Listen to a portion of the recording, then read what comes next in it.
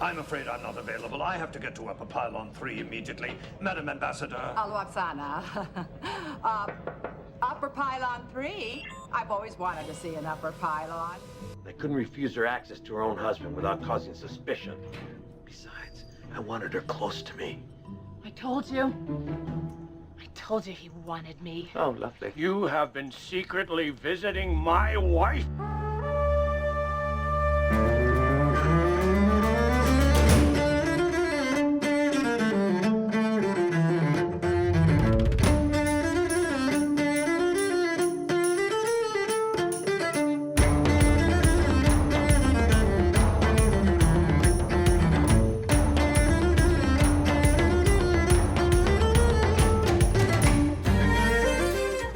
Good day and welcome to Battlespace 9, Episode 10.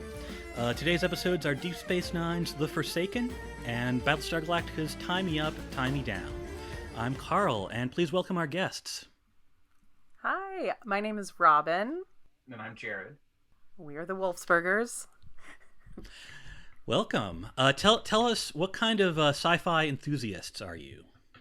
Star Trek at the start, and then basically everything I could get my hands on through the 80s, 90s, and 2000s. I'm a big fan of aliens, so for me, X-Files all the way through the 90s. I started out just being like a huge horror nerd, and I made some horror movies with my friends, as a young adult. So, really for me, the foray into sci-fi was otherworldly kind of sci-fi, not so much the fantasy. But then when I met Jaryd, I was like, oh my gosh, Star Trek's amazing. There's so many life lessons. There's great characters. This is just blew my mind. So I was a latecomer to it, but love it. And Battlestar?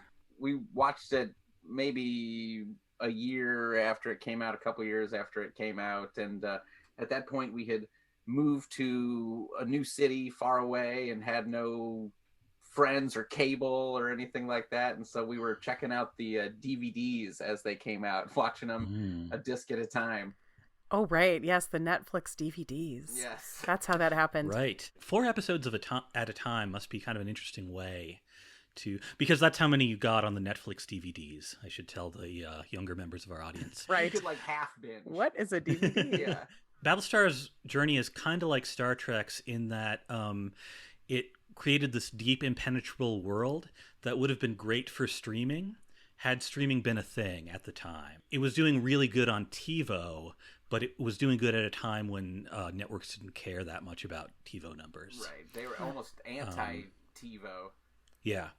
And similarly, Star Trek in the 60s was a show really popular among young people at a time when networks kind of only started siphoning off and are marketing directly to young people in the 70s, sorry, with the counterculture there. So missed it by that much.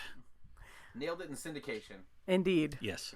Robyn and I went to high school together. Yes. And she was a major figure in theater there and in Fringe Theater of St. Louis. Got the tin ceiling up and running. Yes. So high school theater was like a huge accidental stumble upon for me. I was just friends with the teacher's son. And we had been in school together since 4th grade. We were buddies. We hung out at each other's houses, went ice skating together, things like that. And so when his dad started teaching drama, I was like, sure, I'll do a walk-on part, just one of those. So yeah, I'm sure that's a lot of people's story, but that's mine. And the rest is history. It just was like a fall in love kind of deal, and the next year I was like the star of the main play. And then we were writing plays our junior year. And then by senior year, we were doing a huge Shakespeare production. And then in college, I changed my whole course of my English degree to focus on drama and playwriting, and did an internship in Los Angeles at a theater company, learning all aspects of production, and then came back to St. Louis upon graduation from that and opened my own theater company, The Tin Ceiling. Lots of friends were responsible for holding that up with me. So we just resurrected the theater company and did a really fun show that Carl was a part of as a writer. And has 724. Yes, 724. Yeah, we're just big fans of storytelling in general. Taking pictures and shooting video and making movies was like the easiest way to get into it. And you know, it was the 90s, so there was all these cameras that were suddenly like, oh, the PD100 and the DVX100, and oh my God, we got 24p. It looks like film, you know, and you could actually afford this camera. Yeah. You know, we're like an amazing set of tools to break into this stuff. And for me, though, I was going to school for English as well, with a writing and poetry focus at the time. But then I got really, really sick, and it turned out I had Crohn's disease, and I spent some time in the hospital. Coming out of it, I was like, life is short. You got to do what is interesting while you've got the strength to do it. And I met a friend who said, hey, you want to come work on a indie film production? And I said, sure, why the hell not? And the next thing I know, I was meeting this person here. It was magic. Yay! Well, I'm glad to have you here, and I can't imagine a better background for you to come from for this particular pair of shows. The Forsaken and Tie Me Up, Tie Me Down. The Forsaken. A bunch of ambassadors are at Deep Space Nine to study the wormhole and to torment Julian. Lwaxana Troi drops in, immediately becoming fascinated with Odo. She flirts with him, totally freaking him out. He tries to ignore her until they get stuck in an elevator together. In hour 15 of Odo's 16-hour regeneration cycle.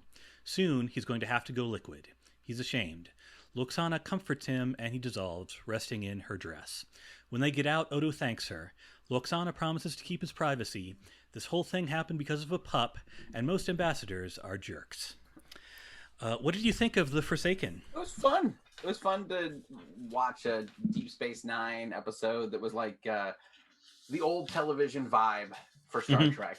I didn't feel like I needed to like remember like, okay, this is immediately going to go into the next episode, or what was in the previous episode, because that's, you know, like the way some of the new stuff happens, so in such a linear fashion, you almost got to be up to date. You can't just like pop back in for a favorite episode here or there. But it was fun to be able to do that, and to feel like, oh yeah, this is season 1, so they're still getting the station online, you know, but at the same time we're like differentiating ourselves from TNG, which is like still on the air.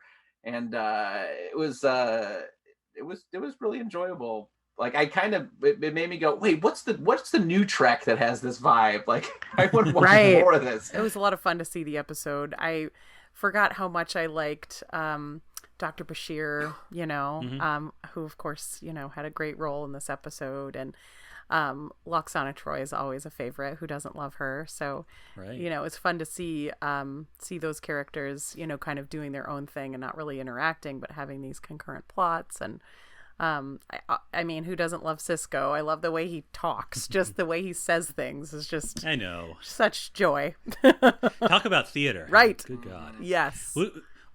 Who wouldn't want to see him do Shakespeare in the park? Yeah, I mean, yeah, no one would not.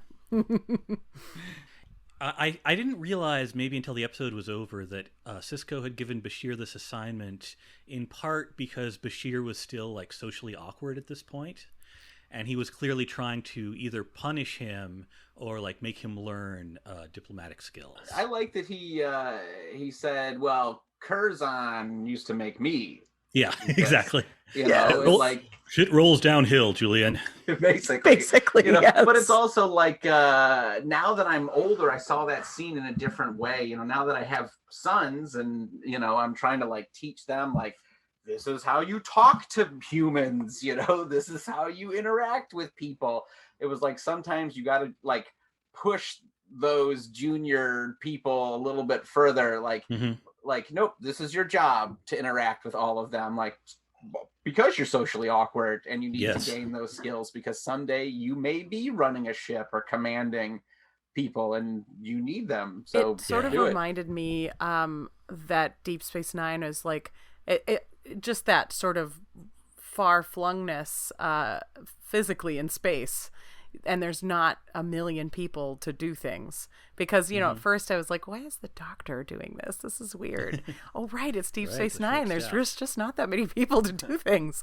So there was that moment for me where I had to kind of like step back and remember, you know, the whole setup of the world, you know. But it was great. Previous guest of the show, Eric, mentioned that he enjoyed how it seemed like the Deep Space Nine characters were always cross training, learning each other's jobs. Yes. I guess that's why, because they need to be able to do more. How do you like that scene where the power goes out and he's like, it's just one adventure after another here. I want to tear my eyes out, but I can't express that to you. Well, it reminded me of, you know, doing low budget theater and making low budget movies, because I feel like I've said the equivalent of those phrases many times when things go wrong. You know, sparks flying and whatnot. You know, and it's like a certain kind of comic relief that is like Chief O'Brien can't deliver that, because he wouldn't care enough about the ambassador's feelings to be presenting the station in the best light. He would just be blurting out that it's broken, you know, like he almost gets in an argument with Cisco about root canaling the computer or whatever. Right. And it's really just about communication more than anything, you know. It's kind of an awkward scene that like I wouldn't expect to see in like a more modern show, that they're just kind of, he's like, oh okay sir, all right, thank you, you know, I will do it my way, you know. But Julian is the right person to have a big smile on his face and say, it's great being out here in the Wild West, we love it so much, you know. You know what's extra great about that? In the pilot, which we saw for episode 1 of this series, he is saying that kind of thing completely non-ironically. He's coming out and he's going, this is, I want to be out on the frontier where heroes are made, and it's adventure. And it's only 17 episodes in, and he's already like, yep, adventure. Kill me now. It's a good arc, Yes. And he will continue to grow in wonderful ways. Indeed. As the show goes on. I was sort of fairly deep into this when I thought about pairing sort of a Lwaxana Troi episode with a Ellen Tigh episode. I love it. That was the first, watching you know, the Battlestar last night, I thought, gosh, this is the number one reason I'm seeing the connections here. I was just waiting for her to take off her wig. I mean, all, you know?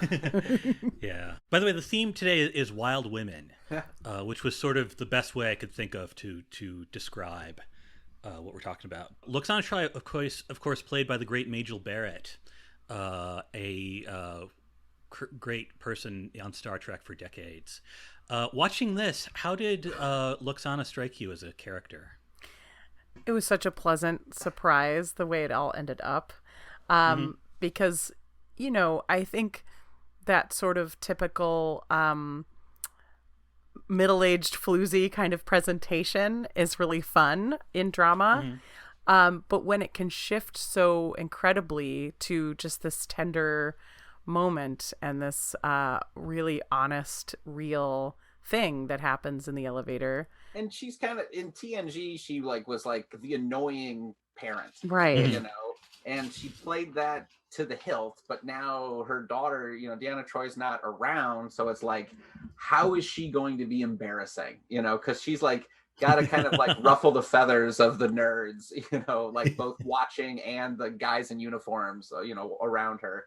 And she breathes this like weird life into sequences that make it feel less like, I don't know, Star Trek can get a little militaristic almost, and like how well everybody does their jobs, and so many dudes, all the dudes care, and even the women strive in the same way that men do. Women can be men too, you know.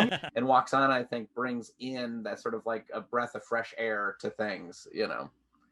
And she can be embarrassing without having to have her daughter around, by instead being infatuated with the most straight, stiff character you could ever possibly imagine in Odo. She's just a joy to sort of see in action, and you know. I had never heard the term cougar or anything like that, but when that episode came out, like, and I remember watching it last night, and when Cisco says, "Have you ever thought about letting her catch you?"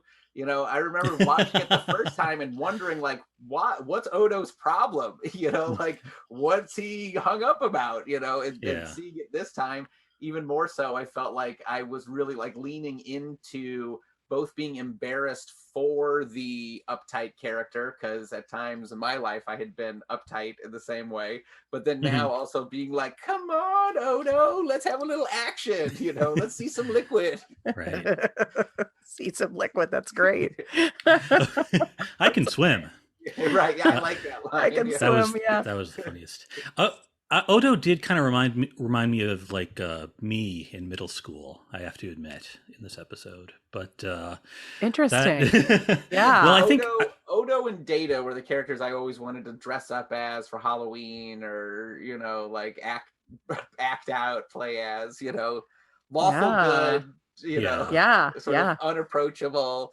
Yeah. Sure. Yeah. And I think that kind of fandom is very present, especially in 90s Trek.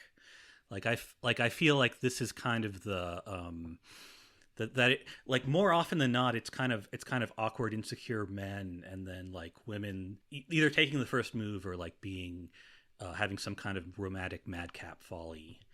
And it does feel like the kind of style of the 90s to me. I'm feeling this right now. Like, I think, you know, being a female and having acted and liking sci-fi, like, I definitely fluctuated toward those characters, like, you know, Beatrice, you know, in Much Ado. Yeah, these super forward ladies that sort of take someone and bring them out of their shell. I like that. I can identify. What's remarkable is I think there are a lot of people now who would look at this and say that's a sexist stereotype. Mm-hmm. Sure. I feel like if you do any one thing for too long, it becomes a stereotype.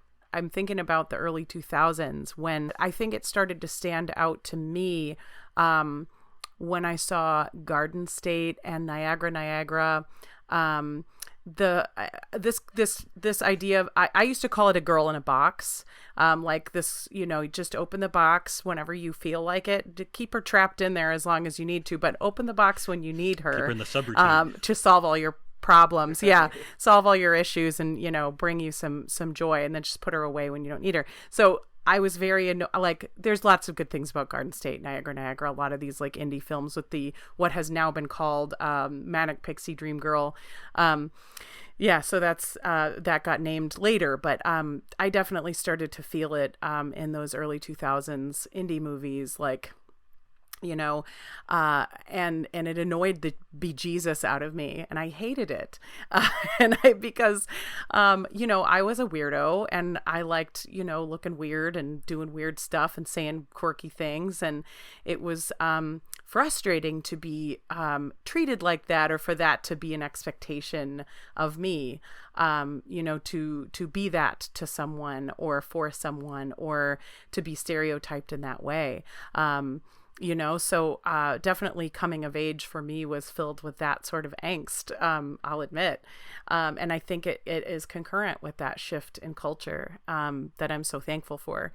So yes, it is great to look back and see these super strong women for what they are, you know, and I think of all shows, Star Trek probably handled it in the best way possible. And yes, it was still a thing. I mean, it is of its era, you know, to some extent. What I think is sort of remarkable about this episode is I think that without it, Lwaxana Troi is not nearly as interesting as a character. And I like the idea that, you know, because Deanna is not here, like, I kind of like the idea she's the worst around her daughter. That something seems right about that. But, you know, whatever flaws Deep Space Nine had, and it certainly had many, it was always good at one thing, which is after someone's been the butt of a joke for so long, they sort of turn it around and say, what's this person like on the best day? What they do with the Ferengi and the Klingons comes to mind. So just for younger listeners, I just want to review quickly Lwaxana Troi's history on Next Gen. Haven, she has a crush on Captain Picard. Manhunt, she has Betazoid menopause and wants to get with Picard, Riker, and others. Menage a Troi, She gets kidnapped by Damon Togg, and she gets naked. Half a life. A scientist she's involved with must die at age 60, and she's sad about that. Cost of living. She tries to get Alexander to lighten up, and she's going to get married to a man who won't let her be married naked, and eventually decides to be married naked. I sort of feel like the presence of Majel Barrett, like knowing that this kind of character will work, and trying to bring as much humanity to it as she can. Yeah, we have seen some. Our friend is involved in burlesque and has her own company, and she had her own studio when she was here in St. Louis and then moved to New Orleans. And we've seen her perform a couple times. She was part of STL Fringe this past year. She's incredible. Her name's Lola Vanilla, and she's just amazing. Cool. And I love what she does with turning those stereotypes on their head and using them to be empowered. And, you know, that's certainly that thread of episodes that you named about all of the things that Lwaxana does. And she wouldn't be seen in the same light looking backwards without it. Yeah, I agree with that. And when you have that great scene of her taking off the wig, like, I think this is what we learn about Lwaxana from this episode is you'll be annoyed by her from time to time, but you also, like, you can't find a better friend. Like, she will find a way to, like, in fact, she tells the story of being kidnapped. He's like, well, he was a nice man in kind of a gross sort of way.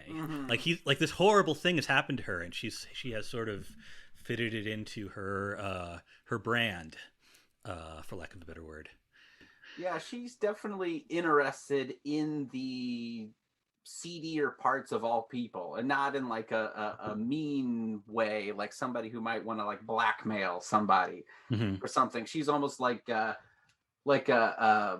something that came out of post-war America, you know, like the woman who could like be a nurse and wear a bikini on the beach and like isn't afraid to like change the oil and then go out to a club afterward, you know.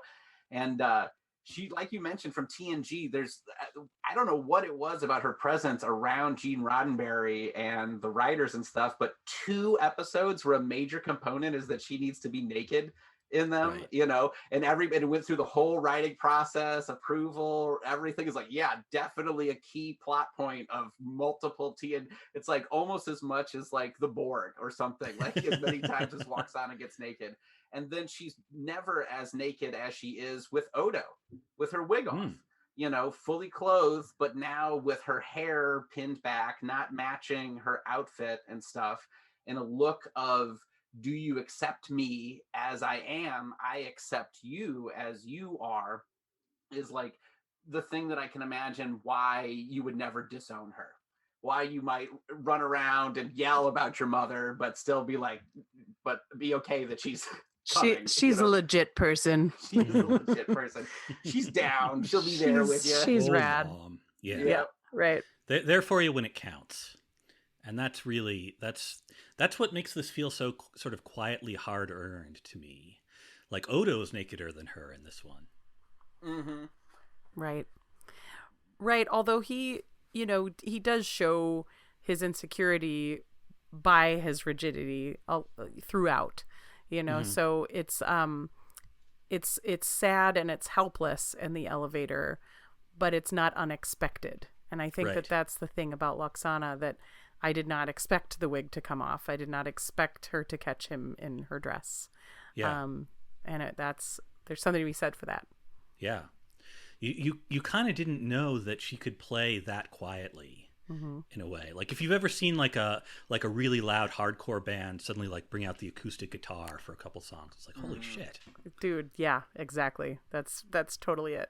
It's also interesting that, you know, like there's like a workplace thing. There's like almost like an HR moment where Odo comes to Cisco and is like, hey, this ambassador is like making moves on me. Yes. And I'd really like you to deal with it so that I can remain professional through this. Cisco's like, no. Yes. Good luck. With it. Yeah. and really, the HR should really help out in that kind of situation in real Probably. life. I mean, yes. You wouldn't have dramatic elevator moments if you did. Starfleet, like every time they talk about this, they're always like, we don't police your individual lives. So good luck, Odo. Don't fuck this up. Yeah. Grin. What did you think of her tactics? She's decided to go for Odo. How and she goes after him like in the clearest possible way. How do you think she does? Well, I think she's experienced at this point. She's like lived a lot of her life, and she's also not going to be there very long. Right, she has to condense it. She's like the fourth wheel of the ambassadors too, where it's like we get introduced to these like Greek chorus of ambassadors that like have a slightly different perspective on what they don't. It's all negative. Like they don't like this, but each of the three don't like something different about Deep Space Nine from each other. And then she comes in from the side, like winning, gambling or whatever. And is like, my expensive brooch got stolen. Making a scene. She like doesn't do anything the other ambassadors do at all. Is not interested in the briefings. She's just on Odo the whole time. And I figure she knew she only had 2 days or whatever, and she was looking for the most interesting thing to do while on this current trip. And she just started talking to him and was fascinated by him. And why waste time? So yeah, and having to go like 200% with something, obviously she is. That character is built upon somebody who's fascinated by getting these people out of their shells. Mm-hmm. I mean, she's always trying to get in the other show, she's always trying to get Deanna to do more, say more, be more, or Picard. Yeah. Picard. Yeah. Like it makes me blush. And, these people in real life are very necessary. Like it's very, for anyone who has ever been shy, which I think everyone has had their moments with that. If not whole chapters of life with that. Mm-hmm. Those are the types of characters that are so life-changing, Yeah. So anyway, yeah, her tactic is super strong, super blunt. I will say super empowered and 200%. Just crank them all up to 11, Like she literally puts her hand on his chest. Like she zooms right in. But then after that, when they're in the elevator, she maintains kind of a respectful distance, I notice. So I think she has chosen to sort of say, all right, I'm going to go in as close as I can. But this is a shy guy, so I'm gonna pull out now, and let him come to me, or alternatively let the elevator break. If you're fishing for catfish versus crappie, you got to use different lures, and you don't want to reel too hard and break the line. So I think that she definitely, as she learned about who he was, which I think was important, she changed her tack. Yes, as well as the less space he had to run to away from her, the more she backed off too. So the more dire the situation was, the more she backed off. Yeah. And it sort of hit me in contrast with her and the other ambassadors. I don't even know if they're part of the same delegation. They never even talked. Yeah, I know. It was not clear. Some other ambassadors. I think you would be forgiven for watching some of her early Next Gen episodes and going like, that's an ambassador? But now how she treats Odo, you see it. That is an ambassador. I see. She is attuned to the social tiny points of what is going on. And cares, even if she has a forceful way of showing it. Yes. Yeah. Yeah. And except, I guess if Deanna Troi's around, that just throws off her radar. I'll accept that. But it's good that we got to see her here then. Indeed. We should move on to Battlestar in a second. I think I wanted to talk a little bit about the pup, I guess, even though I didn't quite. Did you get it? I didn't quite get it. Yeah, well, I it was something that was always fascinating to me. Mm-hmm. From the first time I watched the show. The biggest disappointment, granted, this is also so different when you wait a week to watch the next episode, and sometimes there were reruns, and I didn't seem to, without the TV guide, I couldn't tell, like, is this going to be a new one? Is it not? And so my brother and I in particular would like debate and argue about like every detail that we could think of. So that one we were like sure was going to matter later. Like that this thing was like some computer intelligence and it was going to grow. And they should have made it the engineering section's pet. Yeah, that's what I kind of thought was going to happen, you know. But then that was, it's an interesting idea. Yeah, very interesting idea. And then the conclusion being, oh, we're just going to build it a doghouse in the computer, and it's just going to do its own thing in there. And as long as it's cool, we're cool. It's groovy. It's like, oh, so we left this sentient program running, and it never came up again, even in all the episodes where the computer went haywire or weird electrical anomalies occurred. And they have done that before. I mean, Moriarty. I guess they created a life form in Moriarty at one time that they just don't talk about. Yeah, I mean, they did cap it off in TNG because they like made like a tiny hollow projector, that he could like, he's in here, he's happy, it's cool, he's not a slave anymore, yeah. And that's basically what they do to this. I just sort of, I don't know, it's just slightly more interesting of an idea than they ever do with it, I guess. Well, and I was trying to think of like the tie-in to the other major plot line, with Odo and Lwaxana, and I guess to another extent with the other ambassadors and Julian, and sort of like just an acceptance of something for what it is.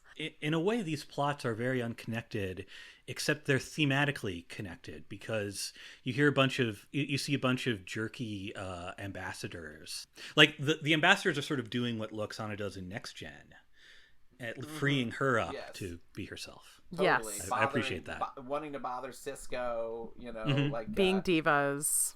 Being divas. The blue guy, I forget what race that is in Star Trek. That I don't remember either. That ambassador, not Andorian, but also blue.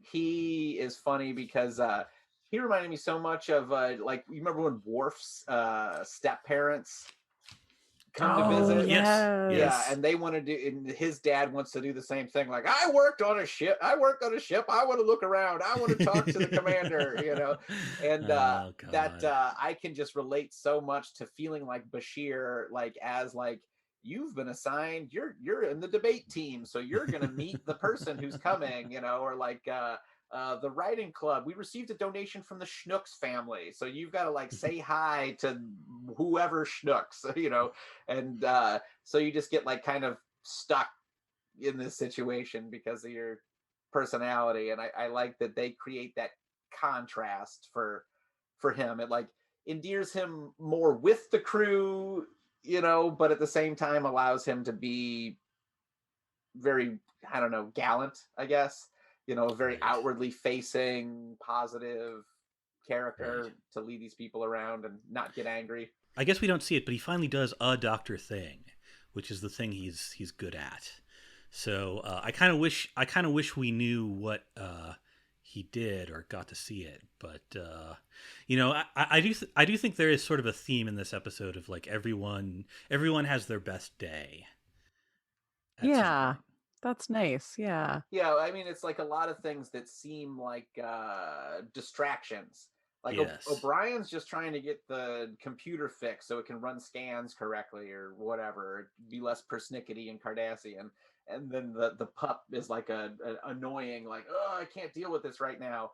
And then Cisco is trying to get things, up and running, like as a like, is this a joke? Am I here to be manipulated or as a scapegoat? Or am I getting the space station Starfleet worthy? Like that's his big problem. But then these ambassadors are around being a distraction, So it's like, I don't know. It's almost like the things that they don't want to do become the most important things on that best day. Like Odo's trying to run from Lwaxana. She's a big distraction from like, I need to get these criminals. They're always everywhere. I got to work 24/7 catching criminals. But she like distracts him and makes him deal with something else that becomes more important. He learns something from it. And same with Julian and same with O'Brien as well. Exactly. And who could help you figure that out better than a good ambassador? Right, I guess so. Right. Ambassador of the heart. Well, and I really wanted to mention, like, my favorite moment in the elevator is when she does get out of Odo, that he has this sort of like this past with the scientist, you know, where the scientist was making him do tricks, and it's just so. Right. Oh, and you know, there's another show that we like called Spaced, and you know, this Daisy character like has a. Oh, I love Space. Yes, of course, and dance, Colin, dance. You know, just making the dog put on like a Victorian collar and do tricks. We get a little bit of that with Odo later on in the series, and it's like just about as bad. Yeah, it gets bad, but it's nice to see her bringing that, Lwaxana bringing that out, that was no fun for him. That confession. Yeah. Mm-hmm. Yeah. And an important character moment for Odo. Yep. And it feels right that he would tell this most personal thing to like someone who he will rarely see. Yeah. Exactly. Rather than his coworkers. Any last minute whacks at the bat for Deep Space Nine? That elevator. Do we ever see that turbo lift again from that angle? I was thinking about that too. That shot is weird. Like It's very weird. You're film experts. That looks bad to me. Was that bad? Okay. We were bad. trying to figure out our settings on our TV. We were like, is this something? Nope, this is just okay. Yeah. But it was also that era too. Yeah. You know? Video, And yeah. the production process had changed on Deep Space Nine. It was more videotape dependent. Yes. So I'm guessing that they did Like a that soap. optical effect and with video technology, whereas Yeah. TNG would have done it with optical film technology to replace the backdrop or superimpose something. Right. I've heard. I know what you're talking about. I've heard discussions of this. As filmmakers, how would you rate the special effect of Odo melting? I mean, the makeup is great. I will say, like the SFX, like the practical just makeup effects are pretty. I mean, I was grossed out. I was feeling for him. As a kid, I was, well, I guess I wasn't really a kid, but younger, fascinated by Odo melting. And just the idea, I guess maybe because I was an introvert, you know, it felt like sometimes when I was going out to do things, or like if I'm being an altar boy at church, or if I have some role I've got to play, it's almost like I got to like pull myself together to like be that thing, and I can maintain it for like 16 hours, and it's 16 hours I'm exhausted and I'm gonna puddle again, you know. So I remember being it stuck in my mind, that image of him with the makeup. But this time watching it, I had to laugh a little bit because I was like, somebody hit Odo in the face with some, you know, a mud pie or whatever, you know. Like, sorry, Odo. Yeah. But he plays it so well. He looks so ashamed. He makes it work. Melting Yeah. that it's believable. But the T-1000 effect was cool at the time. I remember being like, "There's CGI in Deep Space Nine." It's right. You know. Oh yeah, Now 90 it's laughable. CGI. Yeah, the best kind. I did notice it was one of those things where like they couldn't actually show like a full, I guess, master shot of what was happening, because they like they show him melting in close up, and then like they show like him on what is supposed to be the dress, and then we cut to like Majel Barrett's face looking motherly, and it's like I see what you're doing, and I'm going to fill in enough suspense that it will work, because that is what film asks us to do. Indeed.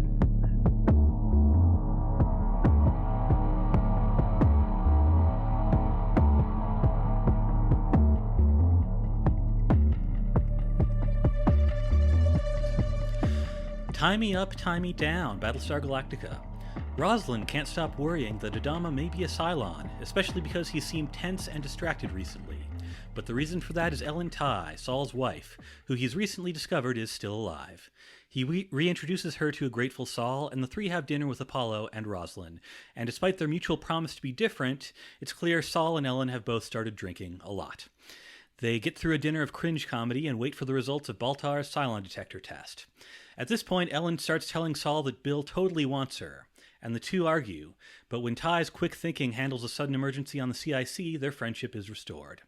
Ellen is not a Cylon, at least according to Baltar, who has decided to just tell everyone that they're not a Cylon. but she still warns him, "Don't frack with me, Bill." What the hell is going on in this episode? I'm convinced they didn't know. And that's okay. You know, like we were joking about David Lynch. Season 1, man. And sometimes it's more important to like come from the unconscious and do the thing that seems exciting and interesting and then figure it out later. You know, it's the Lost technique, you know. Absolutely. And magic can come from that. And I think that it's sometimes in Battlestar, it does that, you know, things that I don't know that they had a plan at the beginning are like, oh, these can come together in a very interesting way later on. Like, you know, the whole Doctor's story arc.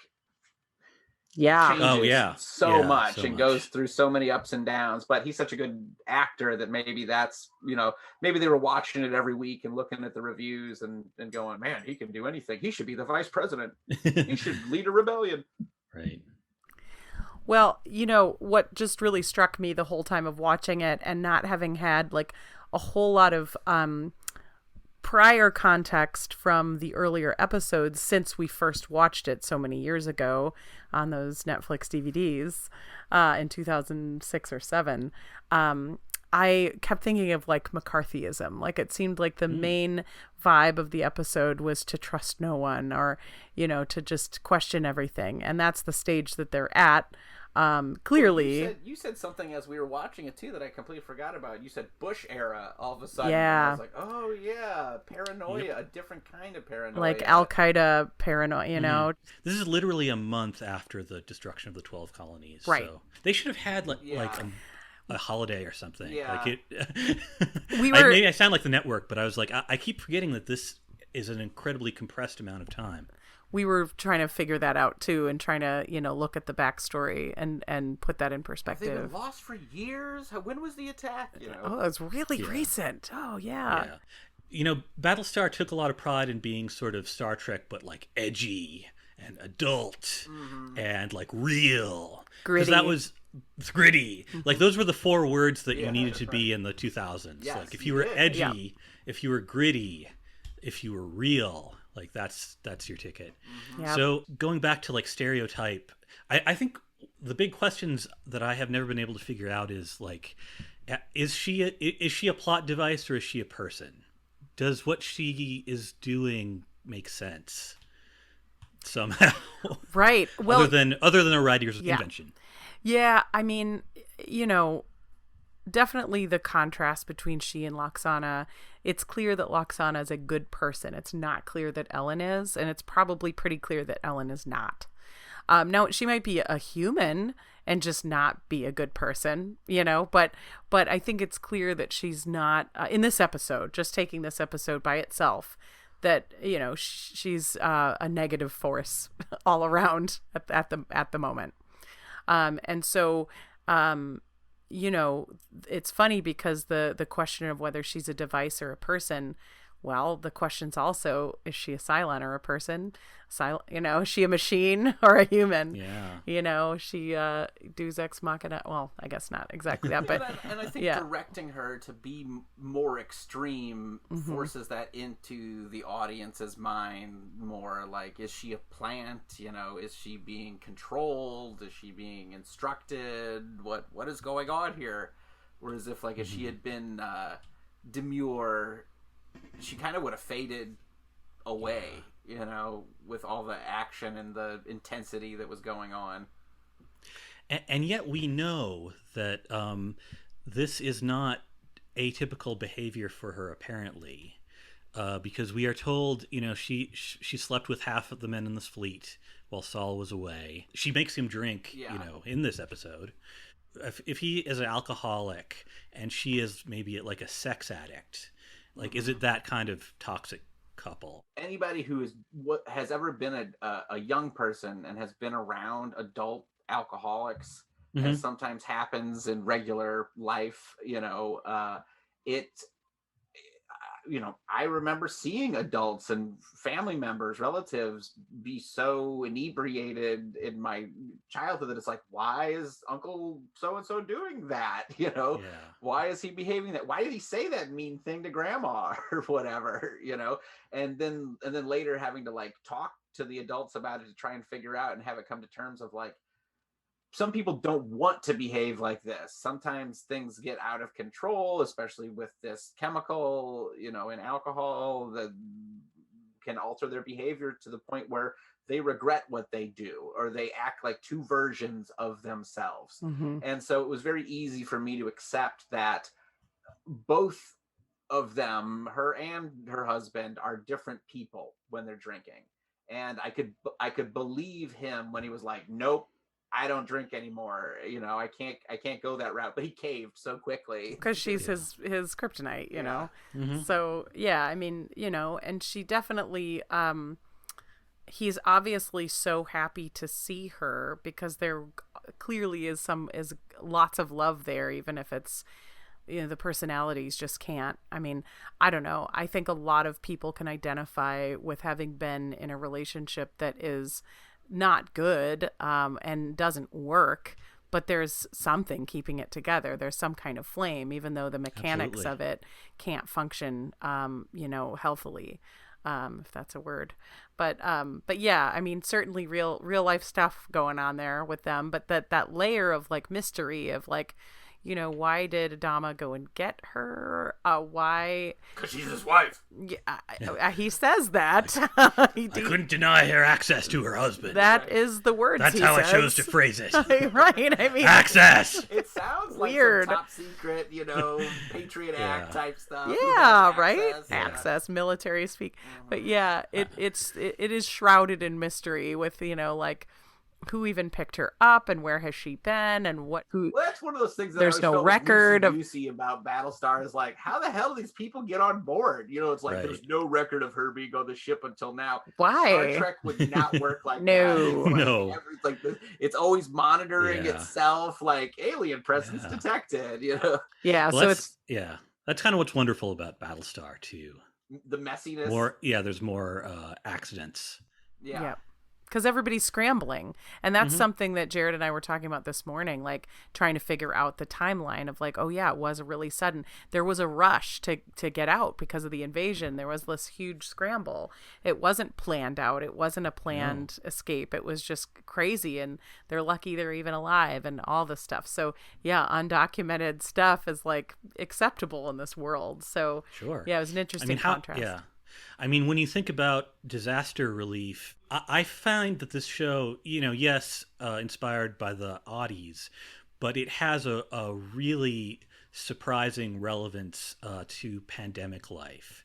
Like, if you are managing that kind of disaster, like how long does it even take you to come up with accurate numbers of who has survived? How often does it happen? Like a disaster happens and like you find new survivors a month later. I mean, it's not uncommon at all.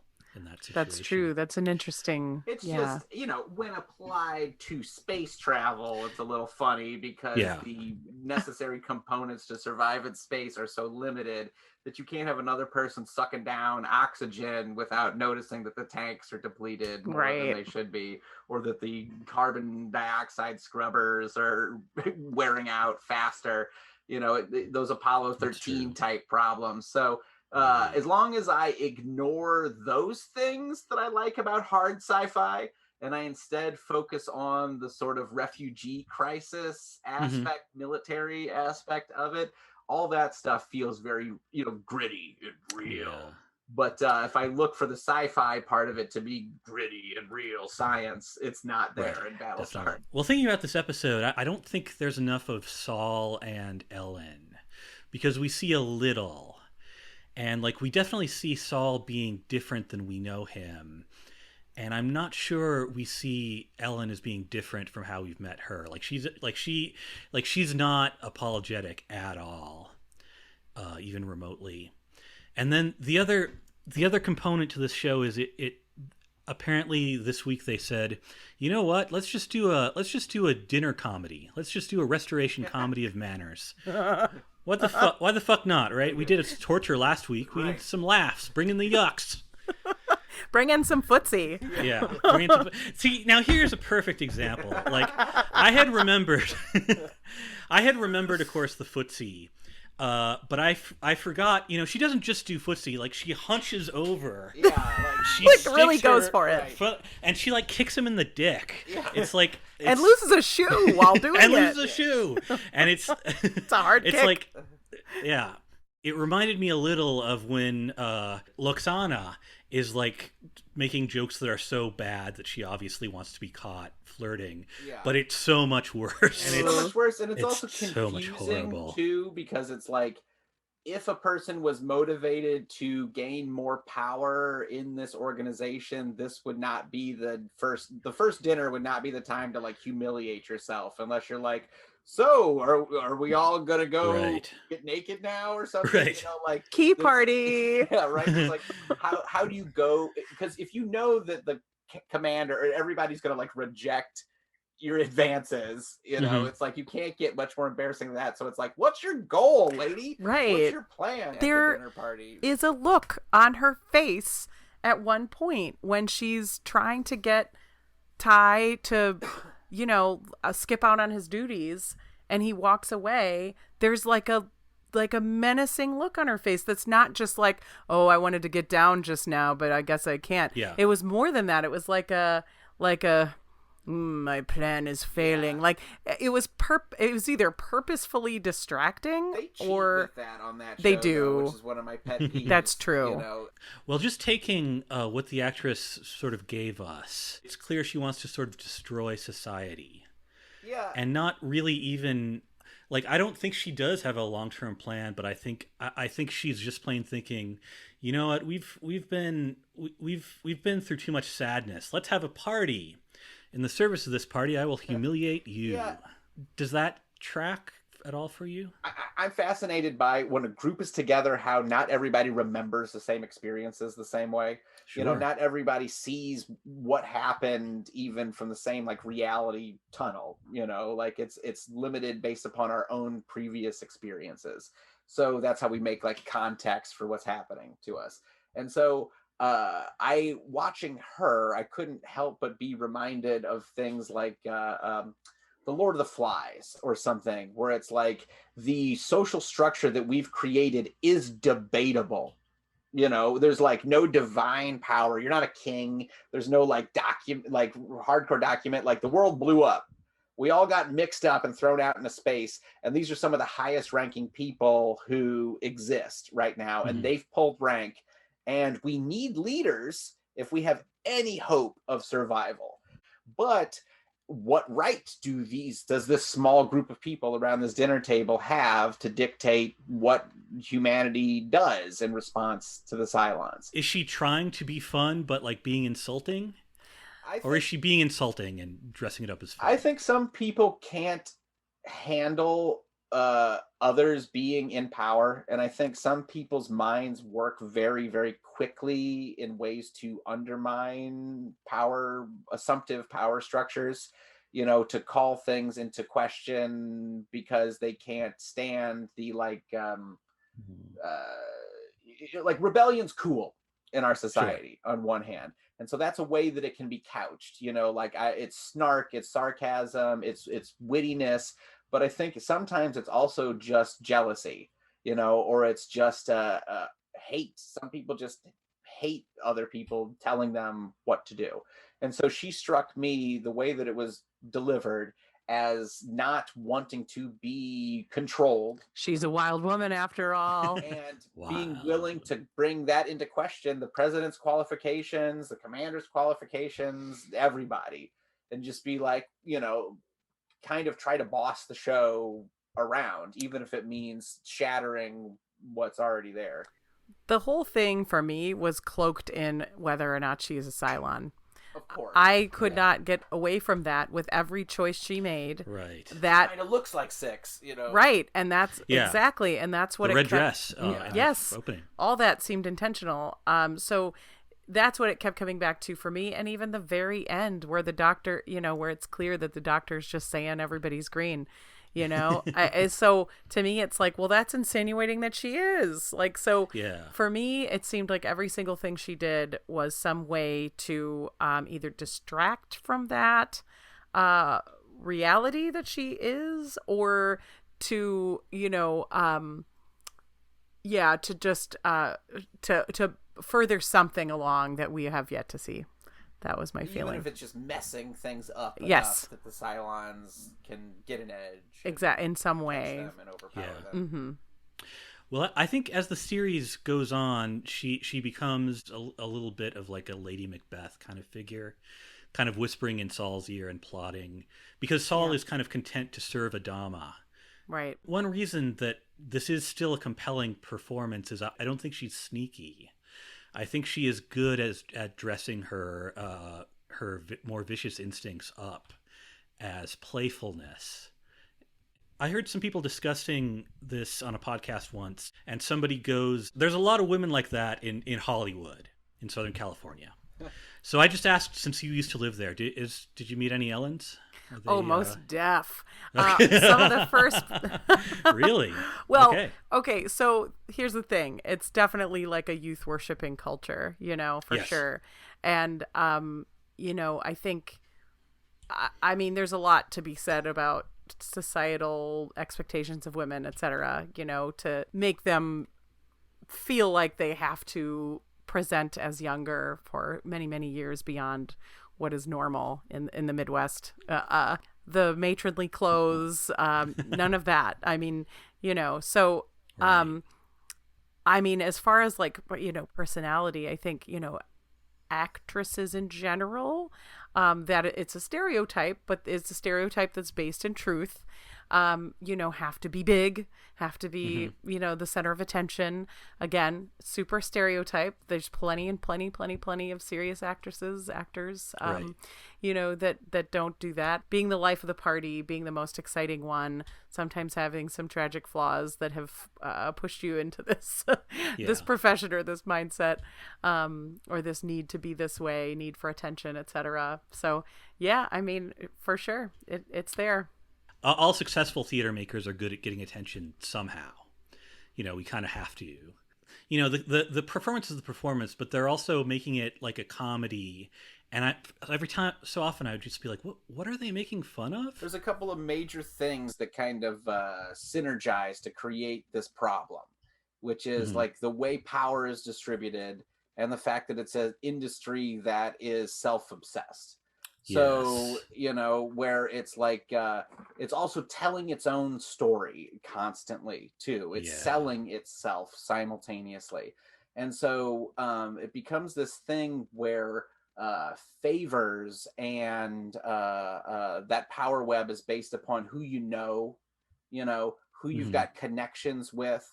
And then loyalty becomes like a major question of your connections. And in the same way that the mafia needs to test loyalty, because they do shady things in order to get done what they want to get done, they might have you commit a crime that they know about or whatever, that they can kind of blackmail you with.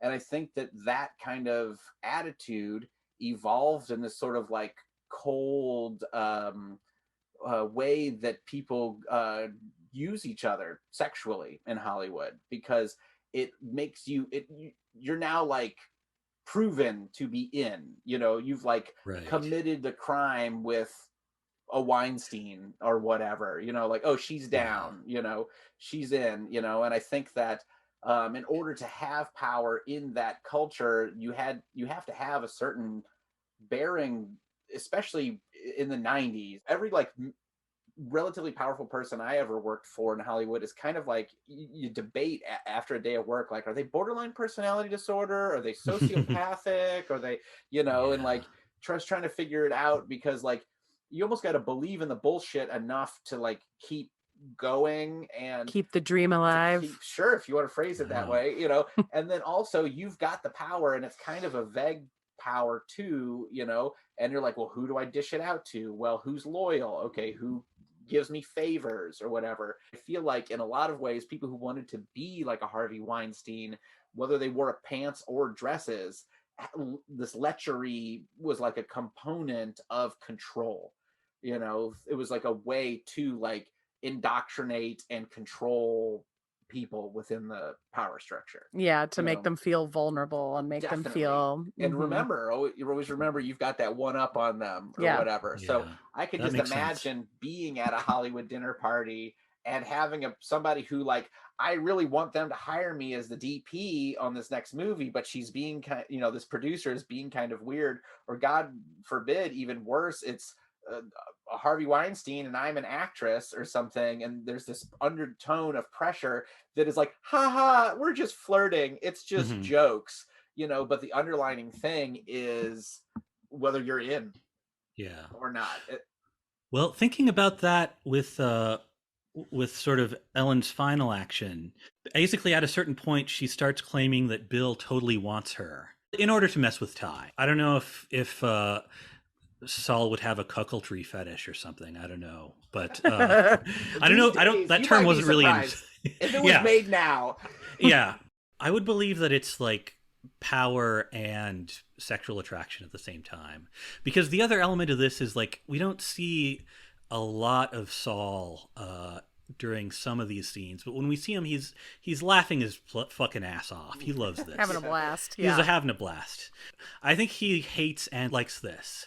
And I think she likes making him hate and like this.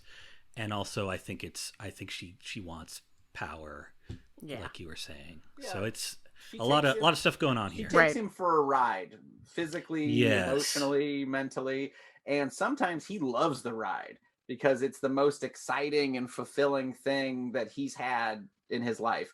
Counting the casualties, bummer. Planning on how to spend the limited resources we have, bummer. Having this lady touch me under the table and whisper in my ear and pour shots down my throat, spit shots in my mouth. Awesome. It seems pretty awesome comparatively. And ruffle him up by making him jealous. And that's part of the attraction too with a toxic couple like that, that's part of it. So see, that's the thing. Like this characterization is so good. I wish it were more the center of the episode. Right. But it's not like Star Trek where there's like a very concrete, like, A plot, B plot, and usually they kind of synergize with each other and give different actors different times to shine. This is more like a bunch of crap happened. It's a stew. It like annoyed me that the president called and is like, cancel that test, start the other test. Seemed random. And then the fact that like later on that was a major plot point, like, well, you made me cancel it twice, so it's going to be, an extra longer 11 hours every time. Like, it just seemed like such a mundane, arbitrary problem. I guess the other thing that frustrates me about this is, like, the farce is the least interesting part of this. I'm on record on other podcasts of saying that TV doesn't know how to do farce anymore. Partly because, this episode has like some elements of farcical plot, like the back and forth and the escalating tension. But once you get to the end where they're all in the room and they're all yelling at each other, and I sort of realized, I'm supposed to be laughing now. I just realized I'm supposed to be laughing. And in the background, they got that music that's like, wah, wah, oh my God. Wah, the music.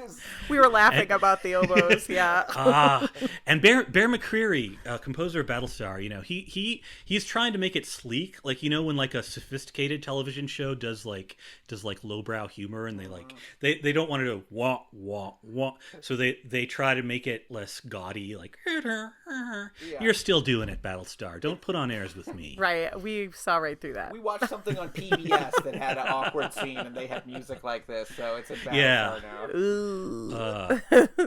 It just when it comes to farce, go body or go home. Yeah, that's what I say. Well, I love that. I think that they were torn because that wasn't the cultural vibe. No, farce is uncool. Farce is definitely it's cringe. I would call it now. Yes. These episodes were The Forsaken by Deep Space Nine and Tie Me Up, Tie Me Down from Battlestar Galactica. The theme is Wild Women. Jaryd, Robyn, who wins? Which episode do you think was the better watch this week? I gotta say DS9. If I was gonna watch TV, if another 10 years went by and I was like, what sci-fi show am I gonna watch? I would wind up picking, if I had to choose between these two episodes, it would be Deep Space Nine again. It's all because of Lwaxana and the wig and the dress. I mean, that's what did it for me. I'm going to agree with you. Tie Me Up, Tie Me Down, even with its strengths, it is kind of written within an inch of its life. And the thing about The Forsaken, and by the way, nobody is Forsaken in The Forsaken. I want to Yeah, which is funny. I hope someone got fired over that. When you have a TV show called The Forsaken, there should be somebody forsaken. That's what the probe probably was originally. The first draft of it. Forsaken like Probe. an electronic prisoner or something like that. Yeah. Wormhole. But they were like, no, this is not fun or funny or sexy at all. Yeah. And the dog is forsaken by the writers of Deep Space Nine, I guess. They are. We never hear Completely from it forgotten. again. Yeah. When all is said and done, I just think Lwaxana over 5 years of television is a better character than Ellen over also 5 years of television.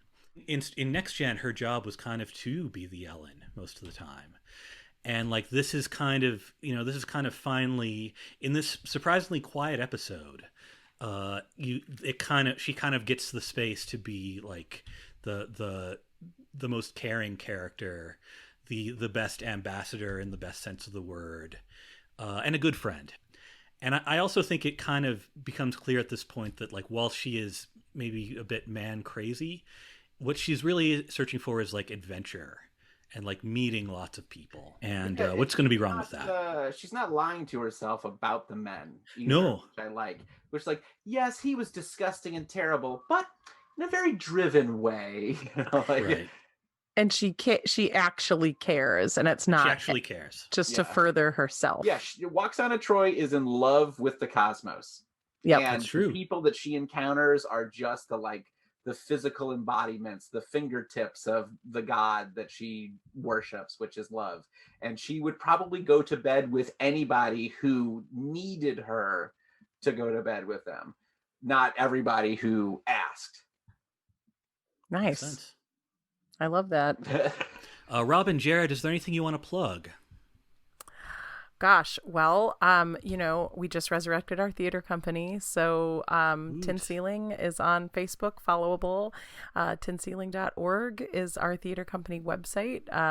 Certainly stay tuned for our videos that'll be posted, one of which is Carl's play that he wrote with Amina Elfiki. So yes, another friend. So so we would love to plug that. Thank you for that opportunity. This was a 24-hour play festival, and it was a lot of fun. I hadn't known Amina before, but we talked for about 6 hours and got this stuff together. Nice. 24 hours is really... I felt like I was on Battlestar Galactica. Yeah, right. Every time I do a 24-hour play. Indeed. And then you got to recover afterward. Good thing it was a 3-day weekend. Yes.